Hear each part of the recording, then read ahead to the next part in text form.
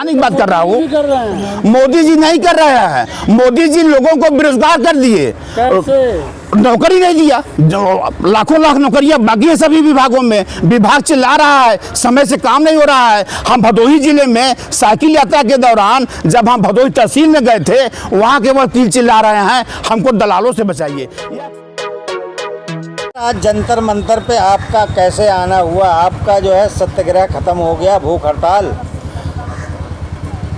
पत्रकार महोदय जी, आज सत्याग्रह 906 दिन पूरा हुआ है। यह सत्याग्रह देश में जो गुलामी का दौर चल रहा है, इस गुलामी से निकलने के लिए यह सत्याग्रह 906 दिन वंचितों के लिए, पीड़ितों के लिए, किसानों के लिए, महिलाओं के लिए, बेरोजगारों के लिए, युवाओं के लिए, जन जन के लिए। क्या बात कर रहे हो आप? यह सत्याग्रह चल रहा है। आज़ाद हुए हमारा देश जो है 75-76 साल हो गए। आप कह रहे हो कि क्या नाम आज़ाद कराना देश को? किससे आज़ाद कराओगे आप मेरा देश? 15 अगस्त 1947 को मेरा देश आज़ाद हुआ। ठीक, आज़ादी में कंप्लीट आज़ादी वो नहीं मिली, यथार्थ आज़ादी नहीं मिली। यथार्थ आज़ादी के लिए यह सत्याग्रह चल रहा है, क्योंकि लोगों को जब तक समुचित व्यवस्था नहीं मिलेगी तब तक वो अपनी आवाज़ को उठाते रहेंगे, लड़ते रहेंगे। आज जो पीड़ा है, ये जो देश की जो पीड़ा है, जो जन जन की पीड़ा को लेकर के मैं सत्याग्रह कर रहा हूँ, भूखा सत्याग्रह कर रहा हूँ, यह जन जन को सशक्त करने के लिए, देश को सशक्त करने के लिए मैं सत्याग्रह कर रहा हूँ। लोग सत्याग्रह भूल गए थे कि सत्याग्रह होता क्या है। इसी सत्याग्रह के माध्यम से महात्मा गांधी जी ने देश को आज़ाद कराया। इसी सत्याग्रह के माध्यम से डॉक्टर राममनोहर लोहिया जी ने समानता की लड़ाई लड़ी। उसी सत्याग्रह के माध्यम से बैजनाथ यादव 906 दिन से सत्याग्रह करके देश को एक्चुअल फ्रीडम, आर्थिक आज़ादी की लड़ाई लड़ रहे हैं।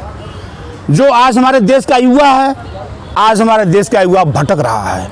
उसे समुचित जगह जहां उसको होना चाहिए, जहां उसके शक्ति का सदुपयोग होना चाहिए, यह सरकार उसके शक्ति का सदुपयोग नहीं कर पा रही है, उनके शक्ति का प्रयोग नहीं कर पा रही है, और इसलिए हमारा देश सशक्त नहीं हो पा रहा है। अपराध चरम पे है, दंगा चरम पे है, हिंसा चरम पे है, अव्यवस्था चरम पे है, महंगाई चरम पे है, भ्रष्टाचार चरम पे है।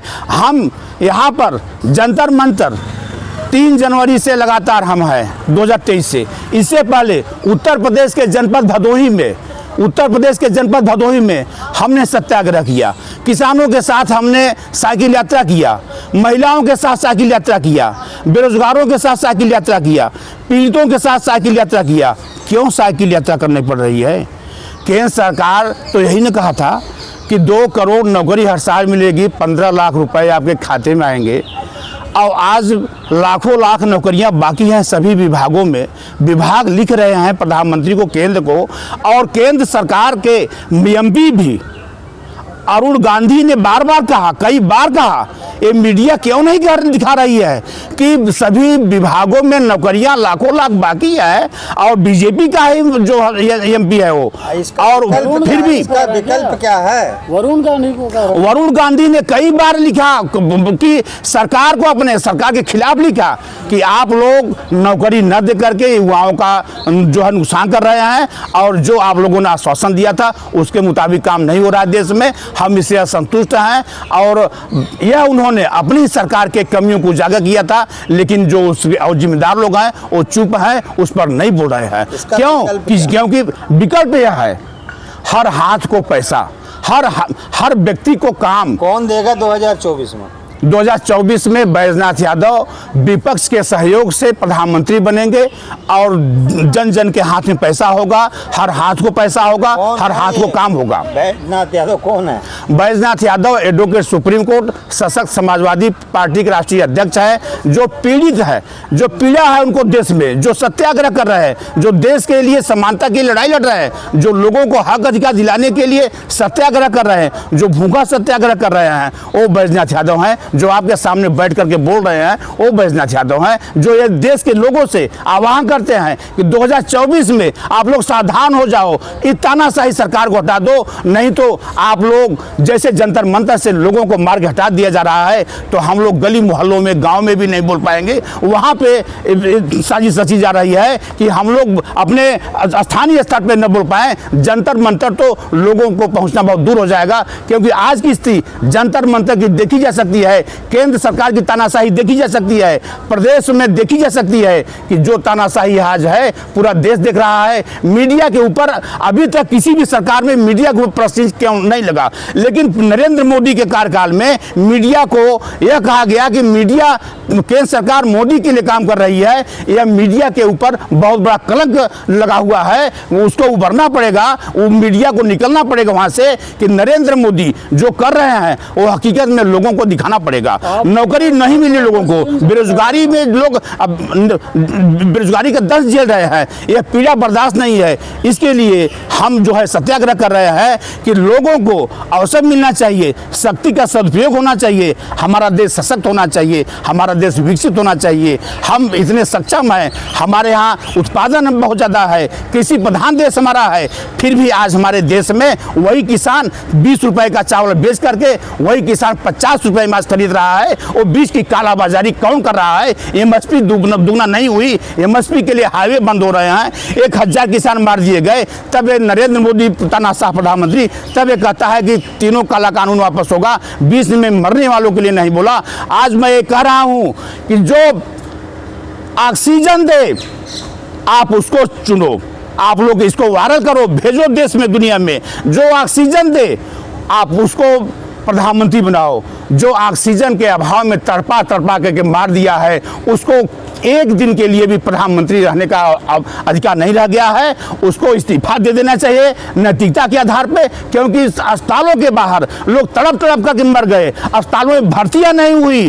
कौन ऐसा है कि जो नहीं जानता कि अस्पतालों में क्या हुआ? और अभी भी व्यवस्था नहीं है। हमारे देश में कोई आपदा आएगी तो इसके लिए संसाधन नहीं है, मेडिकल नहीं है, डॉक्टर नहीं है और नए संस्थान नहीं खोले गए।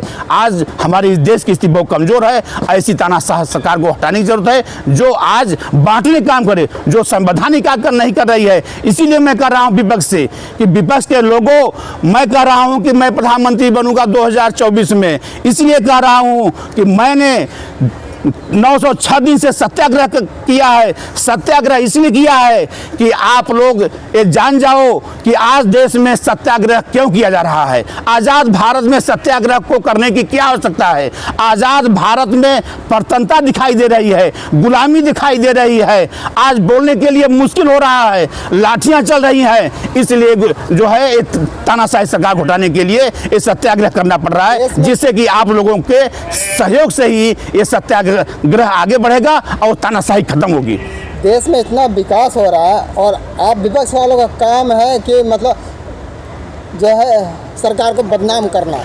आप बताइए, विकास गिनाइए, कितने लोगों की नौकरी लगी? जो 2 करोड़ नौकरी लगनी थी, वो 2 करोड़ की कुछ तो औसत बताएंगे। 2 करोड़ की नौकरी 2 करोड़ की नौकरी प्रधानमंत्री ने 14 में भी अलापा, 19 में भी राग अलापा। तो 2 करोड़ जब कहा उन्होंने तो दिया कितना? कुछ आंकड़ा है आप लोगों के पास? आप लोग बताएंगे कि कर दिया। युवाओं की कमाई, देश में हर व्यक्ति की कमाई डबल तिबल हो गई, किसानों की एमएसपी डबल हो गई, किसानों की एमएसपी डबल हो गई, कमाई डबल हो गई, जीविकोपार्जन मुश्किल हो गया है। लोगों का जीविकोपार्जन मुश्किल हो गया है। लोग दंश झेल रहे हैं बेरोजगारी का, लोग मर रहे हैं और कह रहे हैं कि आमदनी दुगुनी हो गई। कमाई बढ़ गई। जब तक रोजगार नहीं दिया जाएगा तब तक लोगों के हाथ में पैसे नहीं होंगे। और हमारी सरकार आएगी 2024 में तो रोजगार सभी हाथ को, और जिनको रोजगार नहीं होगा उनको अलाउंस मिलेगा, भत्ता मिलेगा, बेरोजगारी भत्ता मिलेगा। आपकी क्या रूपरेखा होगी इस जो है महंगाई और बेरोजगारी भ्रष्टाचार से, कैसे आप मुक्त करेंगे देश को? देखिए, सबसे बड़ा कदम क्या होगा, आप बताइए। आप हमारा कदम यह होगा कि स्टैंडर्ड ऑफ लिविंग जो है वह बिल्कुल इक्वल हो। इक्वल स्टैंडर्ड ऑफ लिविंग पर मेरा काम चल रहा है।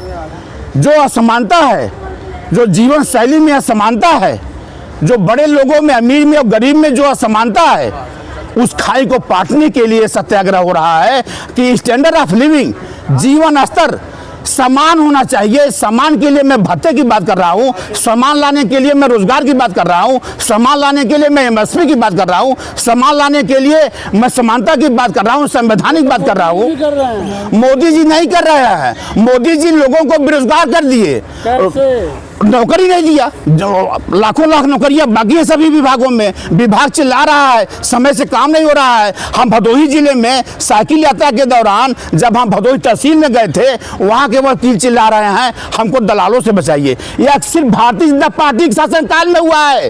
तानाशाही भारतीय जनता पार्टी शासनकाल में बढ़ा है। भ्रष्टाचार भारतीय जनता पार्टी शासनकाल बढ़ा है। महंगाई भारतीय जनता पार्टी शासनकाल बढ़ा हुआ है। असमानता भारतीय जनता पार्टी शासनकाल में बढ़ा हुआ है। संविधान भारतीय जनता पार्टी शासनकाल में खतरे में है। बताइए आप जो है 2024 में प्रधानमंत्री बनेंगे, आपका घोषणा पत्र क्या होगा? युवाओं के लिए क्या घोषणा पत्र जारी करेंगे? हर युवा को काम और हर हाथ को पैसा। अपराध मुक्त भारत, सशक्त भारत, सबका सम्मान, सबका सम्मान। अडानी अंबानी गरीबों के बराबर कर दोगे लग रहा है। अमीर गरीब का जीवन स्तर एक होगा, हमारा काम वहाँ होगा 2024 में।